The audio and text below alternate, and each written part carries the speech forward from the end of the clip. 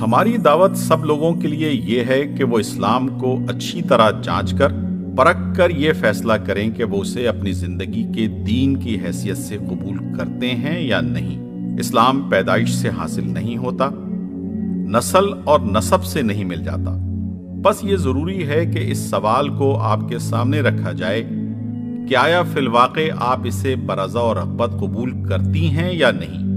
آپ اس کی عائد کردہ پابندیوں کو اٹھانے پر راضی ہیں یا نہیں؟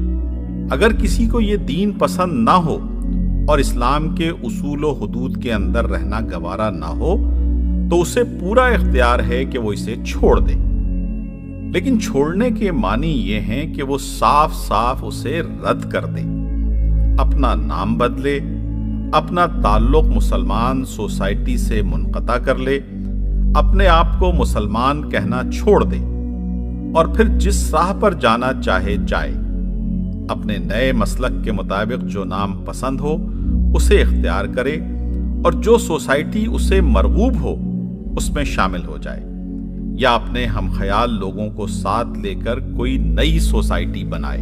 بہرحال یہ سلسلہ اب ختم ہونا چاہیے جو آج کل لوگوں نے اختیار کر رکھا ہے کہ اسلام پسند بھی نہیں ہے، اس کی پیروی پر راضی بھی نہیں ہے، خیال اور عمل میں اسے چھوڑ کر دوسرے طریقے اختیار بھی کر چکے ہیں، مگر اس کے باوجود اصرار ہے کہ ہم مسلمان ہیں۔ مسلمان کہلائے جانے پر اصرار ہی نہیں بلکہ اسلام کے علم بردار اور اس کے مفتی بھی بنے پھرتے ہیں۔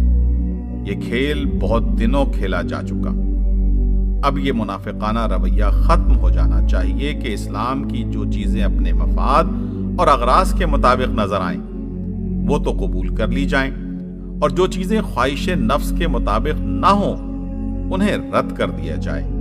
افتؤمنون ببعض الکتاب وتکفرون ببعض، البقرہ آیت نمبر 85 کا مصداق ہے، جس کا تانا نبی صلی اللہ علیہ وسلم کی زبان سے یہودیوں کو دیا گیا تھا کہ کتاب الہی سے اپنی پسند کی چیزوں کو تو لے لیتے ہیں اور جو پسند نہ ہو انہیں رد کر دیتے ہیں۔ نفس پرستی اور خواہش کی بندگی کا یہ جعلی سکہ اب ایمان کے نام سے نہیں چل سکتا۔ کسی شریف آدمی کے لیے بھی یہ جعلسازی باعزت نہیں ہے کہ اپنے مطلب کے لیے تو وہ مسلمان ہو اور اسلام کے نام پر اپنے حقوق مانگے، مگر اسلام کی پیروی کے لیے وہ مسلمان نہ ہو۔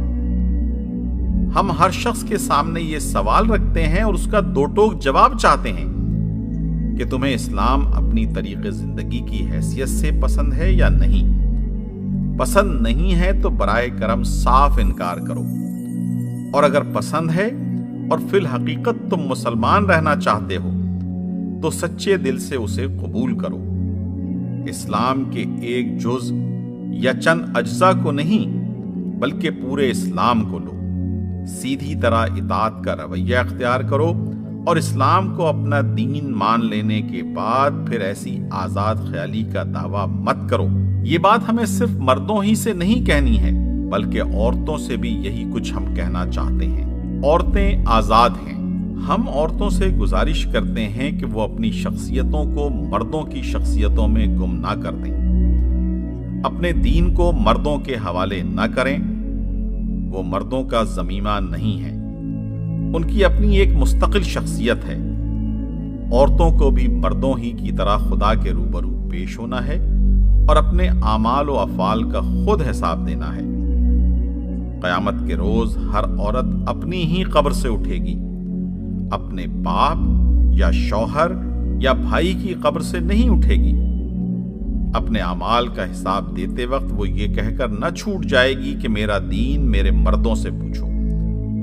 اپنے طریق زندگی کی وہ خود ذمہ دار ہے اور اسے خدا کے سامنے اس بات کی جواب دہی کرنی ہوگی کہ وہ جس طریقے پر چلتی رہی کیا سوچ کر چلتی رہی۔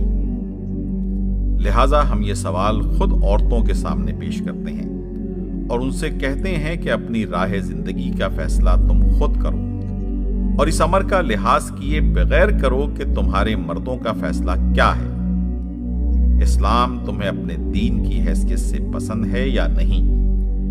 اس کے اصول، اس کے حدود، اس کی عائد کی ہوئی پابندیاں، اس کی ڈالی ہوئی ذمہ داریاں، غرض ساری ہی چیزیں دیکھ کر فیصلہ کرو کہ وہ تمہیں قبول ہے یا نہیں۔ اگر ان سب چیزوں کے ساتھ اسلام قبول ہے تو سچے دل سے اس کی پیروی کرو، ادھورے نہیں بلکہ پورے اسلام کو اپنا دین بناؤ، اور پھر جان بوجھ کر اس سے انحراف نہ کرو۔ اور اگر قبول نہیں ہے تو صاف صاف اور اعلانیہ اسے چھوڑ دو اور اس کے نام سے ناجائز فائدہ اٹھانے کی کوشش نہ کرو۔ ہم نے ہمیشہ اپنے ساتھیوں اور رفیقوں سے یہی کہا ہے کہ آپ کے گھر کی عورتوں، ماؤں، بہنوں، بیویوں، بیٹیوں پر اسلام کی تبلیغ ضرور کریں، مگر خدا کے لیے انہیں قوامیت کے زور سے اپنے مسلک کی طرف نہ کھینچیں۔ انہیں سوچنے کی، رائے قائم کرنے کی پوری آزادی دیں۔ تبلیغ کا حق بس اتنا ہی ہے کہ آپ اسلام کے مطالبے کو ان کے سامنے رکھیں، اس کے بعد عورتوں کو اس امر کا فیصلہ خود کرنے کی آزادی ہونی چاہیے کہ انہیں یہ مطالبہ قبول ہے یا نہیں۔ اس طرح سوچ سمجھ کر جو خواتین بطور خود اسلام کو اپنا دین بنائیں، ان کے کرنے کے کام یہ ہیں: اسلامی سانچے میں ڈھل جائیے۔ آپ کا پہلا کام یہ ہے کہ اپنی زندگی کو اسلام کے سانچے میں ڈھالیں اور اپنے اندر سے جاہلیت کی ایک ایک چیز کو چن چن کر نکالیں۔ اپنے اندر یہ تمیز پیدا کریں کہ کیا چیزیں اسلام کی ہیں اور کیا چیزیں جاہلیت کی ہیں۔ پھر اپنی زندگی کا جائزہ لیں اور بے لوث محاسبہ کر کے دیکھیں کہ اس میں جاہلیت کا تو کوئی اثر نہیں پایا جاتا۔ ایسے جو اثرات بھی ہیں ان سے اپنی زندگی کو پاک کیجیے اور اپنے خیالات کو، اپنی معاشرت کو، اپنے اخلاق کو اور اپنے پورے طرز عمل کو دین کے تابع کر دیجیے۔ گھر سے جہالت نکالیے۔ آپ کا دوسرا کام یہ ہے کہ گھر کی فضا کو درست کریں۔ اس فضا میں پرانی جاہلیت کی جو رسمیں چلی آ رہی ہیں ان کو بھی نکال باہر کریں، اور نئے زمانے کی جاہلیت کے جو اثرات انگریزی دور میں ہمارے گھروں میں داخل ہو گئے ہیں انہیں بھی خانہ بدر کریں۔ اس وقت ہمارے گھروں میں پرانے زمانے کی جاہلیت اور نئے زمانے کی جاہلیت کا ایک عجیب مرکب رائج ہے۔ ایک طرف تو وہ روشن خیالی ہے جو ہماری مسلمان خواتین کو فرنگیت زدہ شکل میں لا رہی ہے، اور دوسری طرف اسی روشن خیالی کے ساتھ ساتھ پرانے زمانے کے جاہلانہ تخیلات، مشرکانہ عقیدے اور غیر اسلامی رسمیں بھی ہماری معاشرت میں برقرار ہیں۔ اب جن خواتین کو اپنے ایمانی فرائض کا احساس ہو جائے ان کا کام یہ ہے کہ پرانی جاہلیت کی رسموں اور تصورات کو بھی چن چن کر گھروں سے نکالیں اور نئے زمانے کی جاہلیت کے ان مظاہر کا بھی خاتمہ کریں جو فرنگی تعلیم اور انگریزی تہذیب کی اندھی تقلید کی بدولت گھروں میں گھس آئے ہیں۔ گھر میں قرآن لائیے۔ آپ کا تیسرا کام یہ ہے کہ اپنے بچوں کو اسلامی طرز پر تربیت دیں۔ ہماری نئی نسلیں اس لحاظ سے بڑی بدقسمت ہیں کہ گھروں کے اندر کبھی قرآن کی آواز ان کے کانوں میں نہیں پڑتی، اور نہ وہ اپنی آنکھوں سے گھر کے لوگوں کو کبھی نماز پڑھتے ہوئے دیکھتے ہیں۔ ہم اس لحاظ سے خوش قسمت تھے کہ بچپن میں ہم اپنے گھروں میں قرآن کی آواز سنتے تھے اور اپنے بڑوں کو نماز پڑھتے دیکھتے تھے۔ ہمارے گرد و پیش بہرحال کچھ نہ کچھ آثار دین باقی تھے، لیکن موجودہ نسل کی یہ بدقسمتی انتہا کو پہنچ گئی ہے کہ گھروں کی جس فضا میں وہ پرورش پا رہی ہے اس میں نہ قرآن کی آواز کبھی گونجتی ہے، نہ نماز کا منظر کبھی سامنے آتا ہے۔ اگر ہمارے گھروں کا یہی حال رہا اور نسلیں اسی طرح غلط تربیت حاصل کرتی رہیں تو جب زندگی کی باغ ڈور ان کے ہاتھوں میں آئے گی اس وقت شاید اسلام کا نام بھی باقی نہ رہ سکے گا۔ آپ اس صورتحال کو ختم کریں اور اس فکر میں لگ جائیں کہ گھروں کی معاشرت میں، روزمرہ کے رہن سہن میں، زندگی کے مختلف معمولات میں اسلام نمودار ہو اور وہ ہمارے بچوں کو آنکھوں کے سامنے چلتا پھرتا نظر آئے۔ بچے اسے دیکھیں، اس کا مزہ چکھیں اور اس سے اثر قبول کریں۔ ان کے کانوں میں بار بار قرآن کی آواز پڑے، وہ دن میں 5 مرتبہ گھر میں نماز کا منظر دیکھیں، پھر وہ اپنی فطرت کے تحت اپنے بڑوں کی تقلید کریں اور انہیں نماز پڑھتا دیکھ کر خود بخود ان کی نقل اتاریں۔ وہ توحید کا پیغام سنیں، وہ عبادت کا مدعا سمجھیں، اسلام کا نقش ان کے دلوں پر قائم ہو، ان کی عادات درست ہوں، ان کے اندر اسلامی ذوق پیدا ہو۔ نئی نسل کے لیے یہ سب کچھ ہمیں درکار ہے۔ بس وہ تمام عورتیں جو اسلام کو قبول کریں، انہیں چاہیے کہ اس ضرورت کو پورا کرنے کے لیے اپنی گودوں اور اپنے گھروں کو مسلمان بنائیں، تاکہ ان میں ایک مسلمان نسل پروان چڑھ سکے۔ گھر کے مردوں پر اثر ڈالیے۔ آپ کا چوتھا کام یہ ہے کہ اپنے گھر کے مردوں پر اثر ڈالیں اور اپنے شوہروں، باپوں، بھائیوں اور بیٹوں کو اسلام کی زندگی کی طرف بلائیں۔ عورتوں کو نامعلوم یہ غلط فہمی کہاں سے ہو گئی ہے کہ وہ مردوں کو متاثر نہیں کر سکتی۔ حالانکہ واقعہ یہ ہے کہ عورتیں مردوں پر بہت گہرے اثرات ڈال سکتی ہیں۔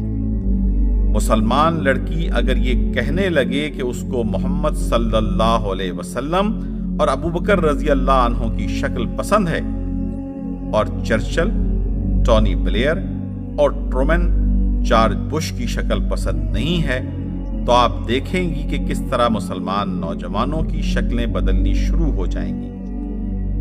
مسلمان عورت اگر کہنے لگے کہ اسے کالے صاحب لوگوں کا طرز زندگی مرغوب نہیں ہے، بلکہ اسے اسلامی طرز زندگی مرغوب ہے، جس میں نماز ہو، روزہ ہو، پرہیزگاری اور حسن اخلاق ہو، خدا کا خوف اور اسلامی آداب و تہذیب کا لحاظ ہو، تو آپ کی آنکھوں کے سامنے مردوں کی زندگیاں بدلنے لگیں گی۔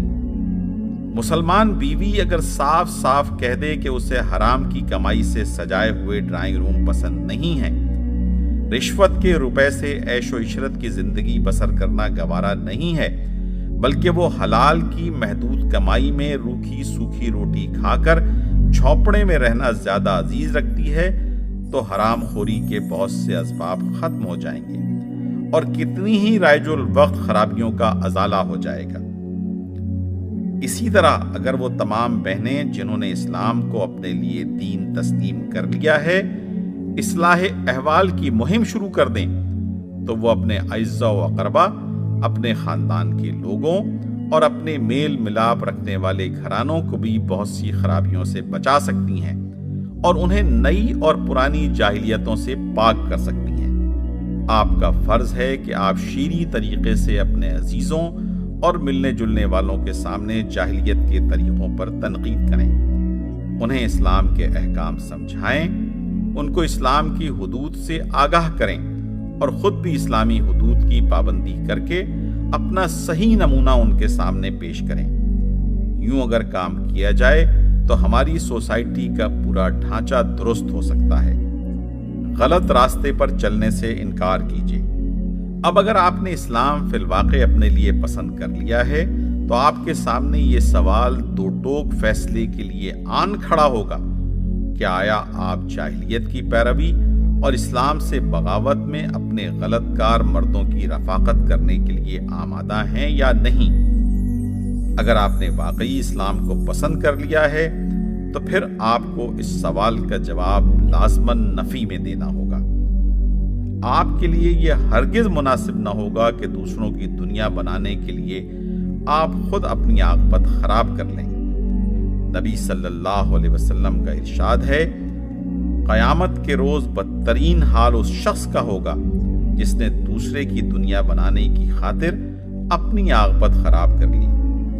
لہذا آپ اپنے مردوں کی دنیا بنانے کی خاطر اپنی عاقبت خراب کرنے پر ہرگز آمادہ نہ ہوں۔ مسلمان خاتون ہونے کی حیثیت سے آپ شوہر، باپ، بھائی اور بیٹے ہر ایک پر یہ واضح کر دیں کہ ہم اسلام کی اتباع میں آپ کی رفاقت کر سکتی ہیں، لیکن اگر آپ کو اسلام کی حدود کی پابندی گوارا نہیں ہے تو آپ جانیں اور آپ کا کام، ہم آپ کا ساتھ نہیں دے سکتے۔ آپ کی دنیا کے لیے اپنی آخرت بگاڑنے پر ہم تیار نہیں ہیں۔ اسلام کے راستے پر ساتھ دیجیے۔ दूसरी तरफ जिन खवातीन के शौहर, बाप, भाई और बेटे खुदा और रसूल की पैरवी करने वाले हों, उनका काम ये है कि वो उनके साथ पूरा ताउन करें और तकलीफों में उनका साथ दें। जाहिर बात है कि जो शख्स इस्लाम की हुदूद के अंदर रहने का फैसला करेगा, वो दौलत के कमाने में हर तरह के माल पर हाथ नहीं मार सकता, वो हरामखोरी नहीं कर सकता, वो हलाल तरीकों से महदूद कमाई करके अय्याशी का सामान फराहम नहीं कर सकता। बस मुसलमान खातून को हलाल की थोड़ी कमाई पर क़नाअत करनी चाहिए। इस्लाम पर चलने वाले बापों, शौहरों, भाइयों और बेटों पर दबाव नहीं डालना चाहिए कि वो उनके लिए ऐशो इशरत और लुत्फ लज्जत के सामान फराहम करें। इसी तरह दीन हक की इताअत और उसको कायम करने की कोशिश में मर्दों को बहुत सी तकलीफों का सामना भी करना पड़ता है, और मुसलमान खवातीन का फर्ज है कि उन तकालीफ में अपने हक परस्त मर्दों की सच्ची रफीक साबित हों। नाजुक वक्त का तकाजा।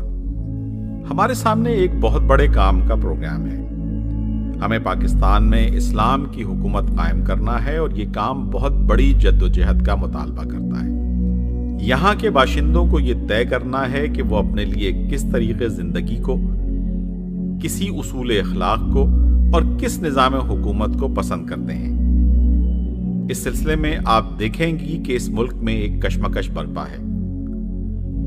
एक तरफ वो नाम नहाद मुद्दयान इस्लाम हैं, जिनको सिर्फ इस्लाम का नाम बाप दादा से विरसे में मिला है, लेकिन उसको तरीके जिंदगी की हैसियत से उन्होंने ना कबूल किया है और ना कबूल करने पर तैयार हैं। इस्लाम के नाम पर जो हुकूक हासिल हो सकते हैं, उन्हें तो वो हासिल करना चाहते हैं, लेकिन जिन पाबंदियों का इस्लाम मुतालबा करता है, उनसे वो खुद भी आज़ाद रहना चाहते हैं और मुल्क को भी आज़ाद रखना चाहते हैं। ये लोग मुसलमानों के ऊपर काफिराना हुकूमत कायम रखने और काफिराना कवानीन जारी रखने के इरादे रखते हैं। दूसरी तरफ उनके मुकाबले में वो सब लोग हैं जो इस्लाम को अपने तरीके जिंदगी की हैसियत से पसंद करते हैं। उनकी ख्वाहिश है कि इस मुल्क में इस्लाम की हुकूमत कायम हो और इस्लाम का कानून जारी हो। इन दोनों ताकतों के दरमियान बरपा कशमकश के दौरान जिस तरह मर्दों को ये फैसला करना है कि वो इस्लाम नुमा कुफ्र का साथ देंगे या हकीकी इस्लाम की हिमायत करेंगे, इसी तरह मुसलमान खवातीन को भी ये तय करना होगा कि वो अपना वजन किस पलड़े में डालेंगी। नहीं कहा जा सकता कि इस कशमकश में क्या क्या सूरतें पेश आएं। बहरहाल बहनों और माओं से मैं दरख्वास्त करूंगा कि अपने मुस्तकबिल के तर्ज अमल का सोच समझ कर फैसला करें। अगर वो इस्लाम को दिल से चाहती हैं तो इन्हें इस कशमकश में अपना पूरा वजन हकीकी इस्लाम के पलड़े में डालना होगा। हुकूमत और अवामी राय की अहमियत। ये दौर चूंकि जमहूरियत का दौर है, इसलिए हुकूमत के मसलक का इन्हिसार अवाम की राय पर है। हुकूमत के इख्तियारात अवाम के दिए हुए इख्तियारात हैं। बस हुकूमत उस वक्त तक मुसलमान नहीं हो सकती जब तक हमारे अवाम वाकई मुस्लिम ना हो। आम लोग अगर इस्लाम का कलमा ना पढ़ें और खुदा को अपना हाकिम और मालिक ना माने और इस्लाम को खुद अपने तरीके जिंदगी की हैसियत से कबूल ना करें, तो ये किसी तरह मुमकिन नहीं है कि हुकूमत कलमा पढ़ दे और खुदा को हाकिम मानकर उसके दीन की पाबंद हो जाए। हम चाहते हैं कि अवाम जो मुसलमान होने पर फख्र करते हैं, अब जानबूझकर कलमा पढ़ें और निज़ाम इस्लामी का अपनी जिंदगी के लिए बरज़ा और रग़बत इंतखाब करें। जब वो यूं कलमा पढ़कर इस्लाम को इख्तियार कर लेंगे तो उनकी राय से जो हुकूमत बनेगी वो हुकूमत कलमा गो हुकूमत होगी और खुदा के आगे झुकने वाली और उसके कानून को जारी करने वाली भी होगी। ख़वातीन के हुकूक और इस्लाम। इस्लामी हुकूमत के मुताल्लिक आम तौर पर यह गलत फहमियाँ फैलाई जा रही हैं कि अगर कहीं इस्लामी हुकूमत कायम हो गई तो एक बड़ा तारीख दौर मुल्क पर मुसल्लत हो जाएगा और कौम की सारी तरक्की रुक जाएगी। खुसूसियत से ये चीज़ भी कही जाती है कि इस्लामी निज़ाम में औरतों की पोजीशन गिर जाएगी। حالانکہ واقعہ یہ ہے کہ اگر یہاں اسلامی حکومت قائم ہو گئی تو وہ عورتوں کے لیے بھی ویسی ہی بابرکت ثابت ہوگی جیسی مردوں کے لیے۔ میں مختصر طور پر بتانا چاہتا ہوں کہ اسلامی حکومت میں خواتین کی کیا پوزیشن ہوگی۔ 1. عورت کی رائے اور مستقل شخصیت۔ اسلام موجودہ زمانے کی جمہوریت سے سینکڑوں برس پہلے عورتوں کے حق رائے دہی کو تسلیم کر چکا ہے۔ یہ اس دور کی بات ہے جب عورت کی مستقل شخصیت ہی سے انکار کیا جاتا تھا اور کہا جاتا تھا کہ عورت اس کے سوا کچھ نہیں کہ وہ شیطان کی ایک ایجنٹ ہے۔ ایسے تاریک دور میں اسلام نے سب سے پہلے عورت کی شخصیت کا اثبات کیا اور اسے اجتماعی معاملات میں رائے دینے کا حق بخشا۔ اسلامی حکومت میں ہر بالغ عورت کو ووٹ کا حق اسی طرح حاصل ہے جس طرح ہر بالغ مرد کو یہ حق حاصل ہے۔ 2. عورت کی وراثت اور ملکیت۔ اسلام عورتوں کو وراثت اور مال و جائیداد کی ملکیت کے پورے حقوق دیتا ہے۔ ان کو اختیار ہے کہ وہ اپنی ملکیت کو صنعت و حرفت میں لگائیں اور اس سے جو نفع ہو اس کی بلا شرکت غیر مالک ہوں، بلکہ اگر ان کے پاس وقت بچتا ہو تو ان کو اس کا بھی حق ہے کہ بطور خود کوئی کاروبار، کوئی محنت کریں اور اس کی آمدنی کی ملکیت پوری طرح انہیں حاصل ہو۔ ان کے شوہروں اور باپوں کو ان کے املاک پر کسی قسم کے اختیارات حاصل نہیں ہیں۔ 3.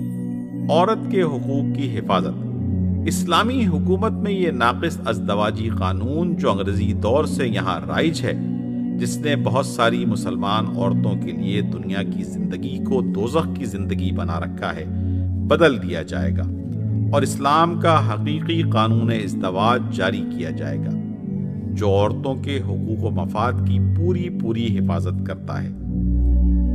میری کتاب حقوق الزوجین میں آپ پر واضح ہوگا کہ مردوں اور عورتوں دونوں کے جملہ حقوق و مفاد کی حفاظت اسلام کے قانون کے سوا اور کسی قانون میں نہیں ہے۔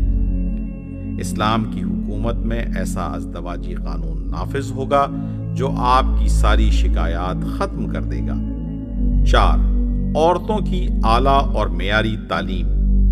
اسلامی حکومت میں عورتوں کو تعلیم سے محروم نہیں رکھا جائے گا، جیسا کہ غلط فہمیاں پھیلانے والے لوگوں نے مشہور کر رکھا ہے، بلکہ ان کے لیے اعلیٰ سے اعلیٰ تعلیم کا انتظام کیا جائے گا۔ اس میں اسلامی حدود کی پابندی کی جائے گی، مگر بہر صورت ہر شعبے میں اونچے معیار کی اعلیٰ سے اعلیٰ زنانہ تعلیم کے انتظامات ضرور کیے جائیں گے۔ 5. عورت اور فوجی تربیت۔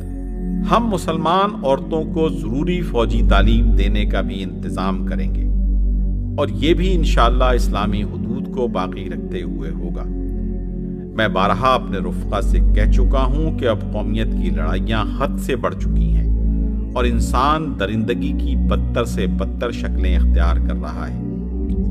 ہمارا سابقہ ایسی ظالم طاقتوں سے ہے جنہیں انسانیت کی کسی حد کو بھی پھان جانے میں تامل نہیں ہے۔ کل اگر خدا نخواستہ کوئی جنگ پیش آ جائے تو نامعلوم کیا کیا درندگی اور وحشت ان سے صادر ہو۔ اس لیے یہ ضروری ہے کہ ہم اپنی عورتوں کو مدافعت کے لیے تیار کریں اور ہر مسلمان عورت اپنی جان و مال اور آبرو کی حفاظت کرنے پر قادر ہو۔ انہیں اسلحہ کا استعمال سیکھنا چاہیے، وہ سواری کر سکتی ہوں، سائیکل اور موٹر چلا سکیں، فرسٹ ایڈ ابتدائی طبی امداد جانتی ہوں، پھر صرف اپنی ذاتی حفاظت ہی کی تیاری نہ کریں بلکہ ضرورت ہو تو جنگ میں مردوں کا ہاتھ بٹا سکیں۔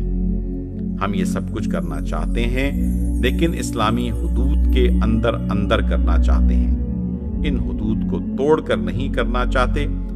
قدیم زمانے میں بھی مسلمان عورتوں نے اسلحے کے استعمال اور مدافعت کے فنون کی تربیت حاصل کی تھی، لیکن انہوں نے پورے فنون سپاہ گری اپنے باپوں، بھائیوں اور شوہروں سے سیکھے تھے، پھر عورتوں نے عورتوں کو تربیت دی تھی۔ اب بھی یہ صورت بآسانی اختیار کی جا سکتی ہے کہ فوجی لوگوں کو اپنی محرم خواتین کی تربیت پر مامور کیا جائے اور پھر جب عورتیں کافی تعداد میں تیار ہو جائیں تو ان کو دوسری عورتوں کے لیے معلم بنا دیا جائے۔ یہ چند امور میں نے مثال کے طور پر بیان کیے ہیں جن سے آپ اندازہ کر سکتی ہیں کہ اسلامی حکومت میں عورت کو محض گڑیا بنا کر نہیں رکھا جائے گا جیسا کہ بعض نادانوں کا گمان ہے، بلکہ اسے زیادہ سے زیادہ ترقی کا موقع دیا جائے گا۔ مغربی تہذیب اور اسلامی تہذیب کا فرق۔ بہرحال یہ ضرور سمجھ لیجئے کہ ہم عورت کو عورت ہی رکھ کر عزت کا مقام دینا چاہتے ہیں، اسے مرد بنانا نہیں چاہتے۔ ہماری تہذیب اور مغربی تہذیب میں فرق یہی ہے کہ مغربی تہذیب عورت کو اس وقت تک کوئی عزت اور کسی قسم کے حقوق نہیں دیتی جب تک کہ وہ ایک مصنوعی مرد بن کر مردوں کی ذمہ داریاں اٹھانے کے لیے تیار نہ ہو جائے، مگر ہماری تہذیب عورت کو ساری عزتیں اور تمام حقوق عورت ہی رکھ کر دیتی ہے اور تمدن کی انہی ذمہ داریوں کا بار اس پر ڈالتی ہے جو فطرت نے اس کے سپرد کی ہیں۔ اس معاملے میں ہم اپنی تہذیب کو موجودہ مغربی تہذیب سے بدرجہ زیادہ افضل اور اشرف سمجھتے ہیں اور نہایت مضبوط دلائل کی بنا پر یہ یقین رکھتے ہیں کہ ہماری تہذیب کے اصول صحیح اور معقول ہیں۔ اس لیے کوئی وجہ نہیں کہ صحیح اور پاکیزہ چیز کو چھوڑ کر ہم غلط اور گندی چیز کو قبول کریں۔ موجودہ زمانے کی مخلوط سوسائٹی سے ہمارا اختلاف کسی تعصب یا اندھی مخالفت کا نتیجہ نہیں، ہم پوری بصیرت کے ساتھ اپنی اور آپ کی اور پوری انسانیت کی اور تہذیب و تمدن کی فلاح و بہبود اسی میں دیکھتے ہیں کہ اس تباہ کن طرز معاشرت سے اجتناب کیا جائے۔ ہمیں صرف عقلی دلائل ہی سے اس کے غلط ہونے کا یقین نہیں ہے، بلکہ تجربے سے اس کے نتائج جو ظاہر ہو چکے ہیں اور دنیا کی دوسری قوموں کے اخلاق و تمدن پر اس کے جو اثرات مرتب ہو چکے ہیں ان کو بھی ہم جانتے ہیں۔ اس لیے ہم نہیں چاہتے کہ ہماری قوم اس تباہی کے گڑھے میں گرے جس کی طرف ہمارے مغرب زدہ اونچے طبقے اسے دھکیلنا چاہتے ہیں۔ یہ لوگ اپنے اخلاق کھو چکے ہیں اور اب ساری قوم کے اخلاق برباد کرنے کے درپے ہیں۔ اس کے برعکس ہماری کوشش یہ ہے کہ ہماری قوم اور ہمارا ملک جو کچھ بھی ترقی کرے اسلامی اخلاق کے دائرے میں رہ کر کرے، مگر اپنی اس کوشش میں ہم اسی وقت کامیاب ہو سکتے ہیں جب ہمارے بھائیوں کے ساتھ ہماری بہنوں کی مجموعی طاقت بھی ہماری تائید پر ہو۔ پورا اسلام یا اب یہ فیصلہ کرنا آپ کا کام ہے کہ آپ فرنگیت مغرب زدہ زندگی چاہتی ہیں یا اسلام۔ ان دونوں میں سے ایک ہی کا آپ کو انتخاب کرنا ہوگا، دونوں کو خلط ملط کرنے کا آپ کو حق نہیں ہے۔ اسلام چاہتی ہوں تو پورے اسلام کو لینا ہوگا اور اپنی پوری زندگی پر اسے حکمران بنانا ہوگا، کیونکہ وہ تو صاف کہتا ہے وَادْخُلُوا فِی السِّلْمِ کافہ، بقرہ 208، تم پورے کے پورے اسلام کے اندر آ جاؤ اور اپنی زندگی کا کوئی ذرا سا حصہ بھی اللہ کی اطاعت سے مستثنا نہ رکھو۔ آدھا اسلام اور آدھا کفر نہ دنیا ہی میں کسی کام کی چیز ہے اور نہ آخرت ہی میں اس کے مفید ہونے کا کوئی امکان ہے، اور اس مرکب پر اسلام کا لیبل ایک جھوٹ بھی ہے۔ عورتوں کی مساوات، مغرب اور اسلام۔ جماعت اسلامی کے متعلق یہ بھی کہا جاتا ہے کہ یہ عورتوں کو برابر کا مقام دینے کے بجائے اسے محض مرد کی تابع محمل بنا کر رکھنا چاہتی ہے۔ اس کا جواب یہ ہے کہ جماعت اسلامی عورتوں کو ٹھیک وہی حیثیت دینا چاہتی ہے جو اسلام دینا چاہتا ہے۔ اگر اللہ اور اس کے رسول کے متعلق کسی شخص کا یہ خیال ہو کہ انہوں نے عورتوں کے ساتھ نعوذ باللہ بے انصافی کی ہے، اور انصاف تو اہل مغرب نے کیا ہے، ایسے شخص کو پہلے اپنے ایمان پر نظر ثانی کرنا چاہیے۔ آپ کو یہ معلوم ہونا چاہیے کہ اہل مغرب نے عورت کو برابری کا جو مقام دیا ہے اسے عورت رکھ کر نہیں دیا، بلکہ اس کو نیم مرد بنا کر دیا ہے۔ وہ چاہتے ہیں کہ عورت وہ تمام کام بھی کرے جو مرد کرتا ہے، لیکن ظاہر ہے کہ مرد وہ سارے کام نہیں کر سکتا جو عورت کرتی ہے۔ اس کے معنی یہ ہے کہ دراصل وہ چاہتے ہیں کہ عورت اپنے وہ فرائض بھی انجام دے جو فطرت نے اس پر ڈالے ہیں، جن کو مرد انجام دے ہی نہیں سکتا، اور اس کے ساتھ وہ ان فرائض کو سنبھالنے میں مرد کے ساتھ آ کر برابر کا حصہ لے جو فطرت نے مرد کے اوپر ڈالے ہیں۔ گویا وہ عورت پر تو 1.5 گنا بار ڈالنا چاہتے ہیں اور مرد پر آدھا بار۔ اس کا نام انہوں نے رکھا ہے عورتوں اور مردوں کی مساوات۔ عورتوں نے دھوکہ کھا کر جب مردوں کے ساتھ برابری کا دعویٰ کیا تو اس کے بعد اب مغرب میں لیڈیز فرسٹ، پہلے خواتین کا قصہ بھی ختم ہو چکا ہے۔ میں نے خود انگلستان میں سفر کے دوران دیکھا ہے کہ عورتیں کھڑی ہوتی ہیں اور مرد پرواہ تک نہیں کرتے۔ حالانکہ ہمارے ہاں ابھی تک مردوں میں یہ بات ہے کہ اگر ٹرین یا بس میں کوئی عورت کھڑی ہو تو مرد اٹھ جائے گا اور اس سے کہے گا کہ آپ تشریف رکھیے، لیکن وہاں اب وہ کہتے ہیں کہ تم برابر کی ہو، تمہیں پہلے بیٹھنے کا موقع مل گیا تو تم بیٹھ جاؤ، ہمیں موقع مل گیا تو ہم بیٹھ گئے۔ اب عورتیں دھکے کھاتی پھرتی ہیں اور کوئی ان کو پوچھتا تک نہیں، الا یہ کہ پوچھنے کی کوئی خاص وجہ ہو۔ اس وقت 1970 تک بھی مغربی ممالک میں مرد اور عورت ایک ہی قسم کے جو کام کرتے ہیں ان کا معاوضہ دونوں کو برابر نہیں دیا جا رہا ہے۔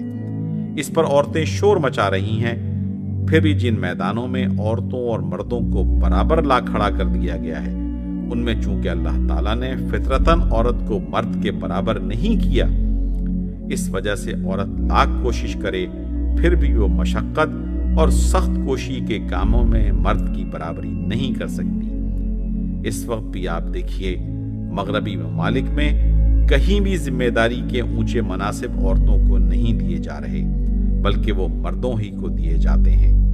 ابھی چند روز پہلے فرانس میں اس سوال پر عام رائے معلوم کی گئی کہ عورتوں کو وزارتیں دی جائیں یا نہیں، اور کثرت رائے نے یہ فیصلہ دیا کہ یہ مناصب ان کو نہیں دینے چاہیے۔ اصل بات یہ ہے فطرت نے عورت کا جو مقام رکھا ہے، جب آپ اس کو وہاں سے ہٹا کر لائیں گے اور اس مقام پر لا کھڑا کریں گے جو فطری طور پر اس کا مقام نہیں ہے، تو ظاہر بات ہے کہ عورت پیچھے رہ جائے گی اور مرد آگے نکل جائے گا۔ ایسی مساوات کبھی قائم ہوئی ہے نہ ہو سکتی ہے۔ اسلام نے جو کچھ کیا ہے وہ یہ ہے کہ عورت کے سپرد وہی فرائض کیے ہیں جو فطرت نے اس کے سپرد کیے ہیں، اس پر وہی ذمہ داریاں ڈالی ہیں جو فطرت نے اس پر ڈالی ہیں۔ اس کے بعد اس کو مردوں کے ساتھ بالکل مساویانہ حیثیت دی ہے، ان کے حقوق میں کوئی فرق نہیں رکھا ہے، ان کے لیے عزت کا وہی مقام رکھا ہے جو مرد کے لیے ہے۔ میں کہتا ہوں کہ مسلمان عورتوں کو اللہ کا شکر ادا کرنا چاہیے کہ وہ اس معاشرے میں پیدا ہوئی ہیں جس سے بڑھ کر عورتوں کی عزت دنیا کے کسی معاشرے میں نہیں ہے۔ جائیے جا کر امریکہ میں دیکھیے عورت کا حال کیا ہے، انگلستان میں جا کر دیکھیے عورت کا حال کیا ہو رہا ہے، کیسی مصیبت کی زندگی وہ بسر کر رہی ہے۔ باپ کے اوپر اس کی کوئی ذمہ داری نہیں ہے، بیٹے پر اس کی کوئی ذمہ داری نہیں ہے، بھائی پر اس کی کوئی ذمہ داری نہیں ہے، خاندان اور رشتہ داروں پر اس کی کوئی ذمہ داری نہیں ہے۔ ادھر وہ جوان ہوئی، ادھر اس کا باپ اس کو رخصت کر دیتا ہے کہ جاؤ اور خود کما کر کھاؤ۔ اب اس کے بعد اسے اس سے کچھ بحث نہیں ہے کہ وہ کس طرح سے کما کر کھائے اور کس طرح زندگی بسر کرے۔ مغرب کی عورت اس وقت اس قدر بے کسی اور بے بسی کی زندگی بسر کر رہی ہے کہ اس پر ترس کھانے والا بھی کوئی نہیں ہے۔ وہاں کے رہنے والوں سے پوچھئے کہ وہاں اس کا کیا حال ہو رہا ہے۔ یہاں باپ اپنی بیٹی کی ذمہ داری سے اس وقت بھی سبکدوش نہیں ہوتا جب تک وہ اس کی شادی نہیں کر دیتا ہے۔ شادی کر دینے کے بعد بھی وہ اس کی اور اس کی اولاد تک کی فکر رکھتا ہے۔ بھائی اپنی بہنوں کے پشت پناہ ہوتے ہیں، بیٹے ماؤں کے خدمت گزار ہوتے ہیں۔ کچھ مثالوں کو چھوڑ کر عموماً شوہر اپنی بیویوں کو گھر کی ملکہ بنا کر رکھتے ہیں۔ یہاں آپ کو آنکھوں پر بٹھایا جاتا ہے اور آپ کی عزت کی جاتی ہے۔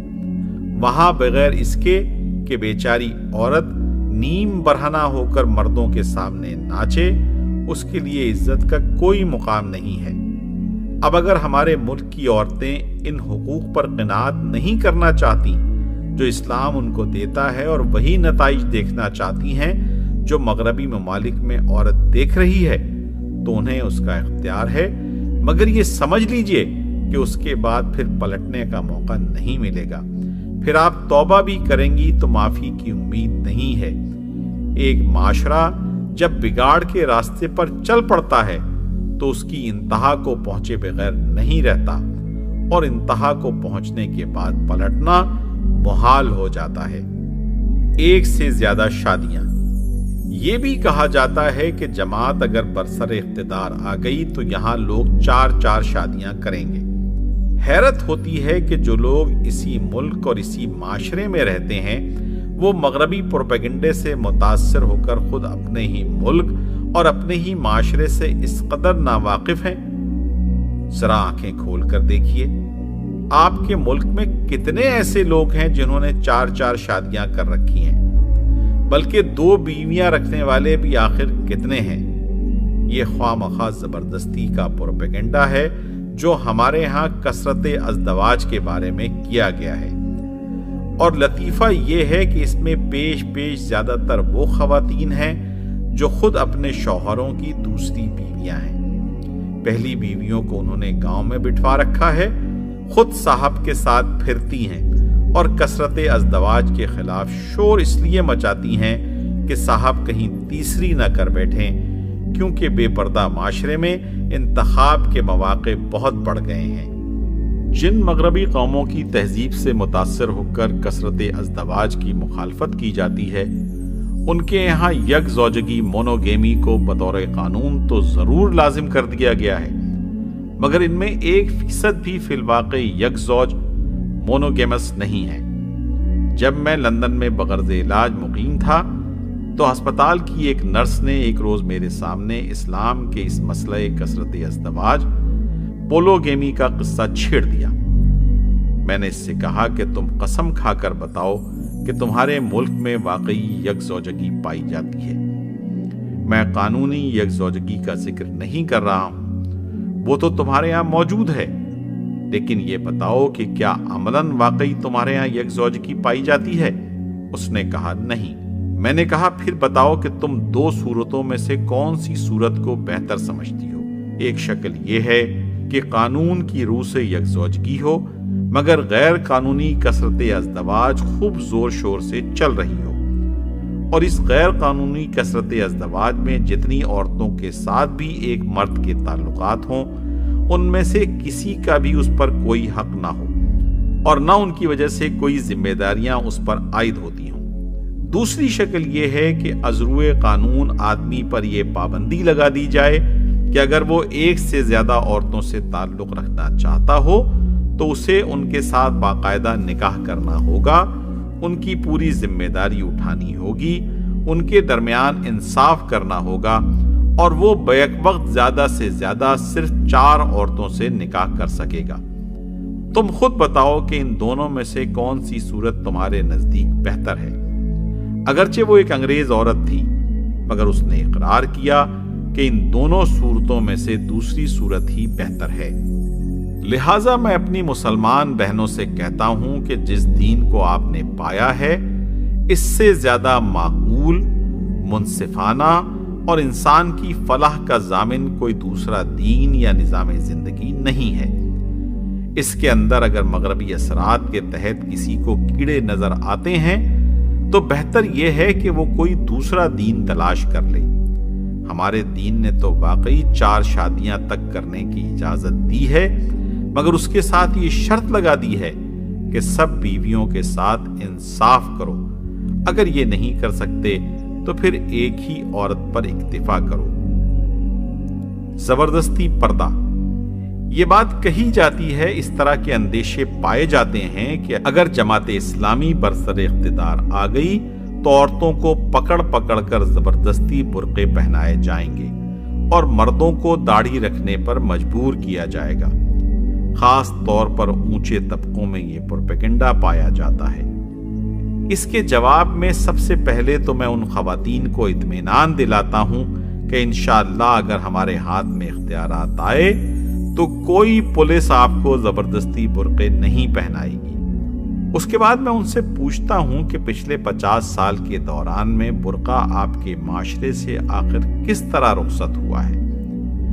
کیا کبھی سڑکوں پر کوئی پولیس کھڑی کی گئی تھی جس نے زبردستی آپ کے برقعے اتروائے ہوں؟ اگر ایسا نہیں ہوا بلکہ صرف تعلیم اور مغربی تہذیب کے اثرات اور ماحول کے دباؤ نے آپ سے برقعے اتروائے ہیں، تو انشاءاللہ جب اسلامی تعلیم پھیلے گی، اسلامی تہذیب کو مغربی تہذیب کی جگہ فروغ نصیب ہوگا اور ماحول بدلے گا، تو خود ان لباسوں میں پھرتے ہوئے شرم محسوس ہونے لگے گی جس میں خواتین آج پھر رہی ہیں۔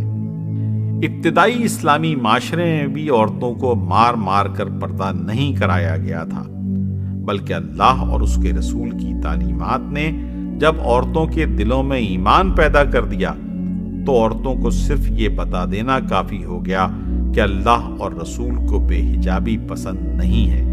اس کے بعد انہوں نے خود اپنی خوشی سے پردہ اختیار کر لیا۔ اسی طرح سے داڑھی کا مسئلہ ہے۔ پچھلے 60-70 سال میں مسلم معاشرے میں جس طرح داڑھی رخصت ہوئی ہے، کیا کوئی شخص کہہ سکتا ہے کہ یہ کسی زبردستی یا قانونی جبر کا نتیجہ تھا؟ یہ سب کچھ تو تعلیم اور تہذیب کے ان غالب اثرات کی بدولت ہوا جو انگریزی اقتدار کے تحت ہمارے معاشرے پر مسلط ہوئے تھے۔ اسلامی تعلیم اور تہذیب کے اثرات جب غالب ہوں گے تو یہ حالت بھی آپ سے آپ بدل جائے گی۔ جماعت اسلامی نے آج تک اپنے ارکان سے بھی زبردستی داڑھی نہیں رکھوائی ہے۔ جماعت اسلامی میں متعدد ایسے لوگ شامل ہوئے ہیں جو پہلے داڑھی نہیں رکھتے تھے، جب ان کے دلوں میں یہ تصور پیدا ہو گیا کہ ہم مسلمان ہیں اور مسلمان کا کام اللہ اور اس کے رسول کے احکام کی پابندی کرنا ہے، تو داڑھی انہوں نے خود اپنی مرضی سے رکھی، ہم نے زبردستی نہیں رکھوائی۔ جماعت اسلامی اگر آئے گی تو انشاءاللہ اس ملک کی تعلیم کا نظام بدلے گی، اس ملک کی اخلاقی تربیت کا انتظام کرے گی، اس ملک کے لوگوں کا مذاق اور پسند اور ناپسند کے معیار بدلنے کی کوشش کرے گی۔ گھر غیر پیداواری یونٹ، یہ بھی کہنا ہے کہ پردے کی پابندی میں رہ کر عورت جو ہماری آبادی کا نصف حصہ ہے، ملک کی ترقی میں معاون بننے کی بجائے الٹی رکاوٹ بنتی ہے۔ اس کے جواب میں میں پوچھتا ہوں کہ ملک کی ترقی میں آخر نئی نسلوں کو پرورش کرنا اور ان کو اچھی تربیت دینا بھی شامل ہے یا نہیں؟ وہ ملک کیسے ترقی کر سکتا ہے جس میں بچوں کو اول روز سے ماں اور باپ کی محبت نصیب نہ ہو اور پیدا ہوتے ہی وہ کرائے کی پالنے والیوں کے حوالے کر دیے جائیں؟ باپ بھی نوکری پر گیا ہوا ہے اور ماں بھی نوکری پر گئی ہوئی ہے، اور بچوں کو وہ ادارے سنبھال رہے ہیں جن کے کار پرداز بہرحال ماں باپ کی جگہ نہیں لے سکتے۔ ان بچوں کو ابتدا ہی سے محبت کا کوئی تجربہ نہیں ہوتا، اور جن بچوں کو بچپن میں ماں باپ کی محبت نصیب نہیں ہوتی وہ حقیقت میں انسان بن کر نہیں اٹھتے۔ آج دنیا میں جو ظلم و ستم اور درندگی ہو رہی ہے اور کمسنی کے جرائم نے معاشرے کے لیے ایک پریشان کن مسئلہ پیدا کر دیا ہے، اس کا سبب یہی ہے کہ اب دنیا کی باغیں ان نسلوں کے ہاتھ میں آ رہی ہیں جنہوں نے ماں باپ کی محبت نہیں دیکھی ہے۔ یہ بچے جب بڑے ہوتے ہیں تو پھر ماں باپ کو بھی ان سے کوئی محبت نہیں ملتی، اور جہاں خون کے رشتوں تک میں محبت نہ ہو وہاں انسانی محبت کا کیا سوال؟ ایسے انسان تو پھر خود غرضی کے پتلے اور آدمیت کے احساسات سے خالی ہی ہوں گے۔ انگلستان کے زمانہ قیام 1968 میں مجھے سینکڑوں ایسے پاکستانیوں سے ملنے کا موقع ملا ہے جو برسوں سے وہاں رہتے ہیں۔ وہاں میں نے ان سے انگریزی معاشرے کے اندرونی حالات معلوم کرنے کی کوشش کی، کیونکہ وہ اس معاشرے کی رگ رگ سے واقف ہو چکے ہیں۔ انہوں نے مجھے بکثرت ایسے واقعات سنائے کہ ایک بوڑھی ماں ایک کمرے میں رہتی ہے اور بڑھاپے کی پینشن پر گزر بسر کر رہی ہے۔ بیٹے اور بیٹیاں سب خوشحال ہیں، لیکن اس بڑھیا کا پرسان حال کوئی نہیں ہے۔ بڑھیا مر گئی ہے مگر کسی کو پتہ نہیں ہے۔ 2-3 روز تک جب اس کے دروازے سے دودھ کی بوتل نہیں اٹھائی گئی تو دودھ والے نے پولیس کو رپورٹ کی کہ فلاں مکان کے دروازے سے دودھ کی بوتلیں نہیں اٹھی ہیں۔ تب جا کر پولیس نے دروازہ توڑا اور معلوم ہوا کہ 3 روز سے اس بڑھیا کی لاش سڑ رہی ہے۔ یہ ان عورتوں کا حال ہے جن کے بیٹے اور بیٹیاں اچھے اچھے منصبوں پر فائز ہیں۔ جو لوگ برسوں سے وہاں رہتے ہیں وہ وہاں کے جو حالات سناتے ہیں ان سے یہ معلوم ہوتا ہے کہ خاندانی تعلق کا وہاں خاتمہ ہو چکا ہے۔ باپ کا بیٹے سے، بیٹی کا ماں سے اور بھائی کا بھائی سے کوئی تعلق نہیں۔ یہ سب کچھ اسی چیز کا نتیجہ ہے کہ ملک کی ترقی کا مفہوم صرف معاشی پیداوار کی ترقی سمجھ لیا گیا ہے۔ اس کے لیے عورتوں اور مردوں سب کو لا کر معاشی میدان میں کھڑا کر دیا گیا ہے اور خاندانی نظام کے برباد ہونے کی کوئی پرواہ نہیں کی گئی۔ حالانکہ ترقی صرف معاشی پیداوار بڑھانے کا نام نہیں ہے۔ اگر عورتیں گھروں میں نئی نسل کو تربیت دیں، انسانیت سکھائیں، ان کے اندر اعلیٰ اخلاق اور خدا ترسی پیدا کرنے کی کوشش کریں تو یہ بھی ترقی ہی کا ایک اہم ذریعہ ہے۔ ملک کی ترقی کا صرف یہی ایک ذریعہ نہیں ہے کہ مرد بھی کارخانوں میں جا کر کام کریں اور عورتیں بھی کارخانوں میں کام کریں۔ ترقی کا یہ بھی ایک بڑا ذریعہ ہے کہ گھروں میں بچوں کو انسانیت کی تربیت دے کر تیار کیا جائے تاکہ وہ دنیا میں انسانیت کے رہنما بننے کے قابل بنیں، چرندے اور درندے بن کر نہ اٹھیں۔ ماخذ ترجمان القرآن، آئین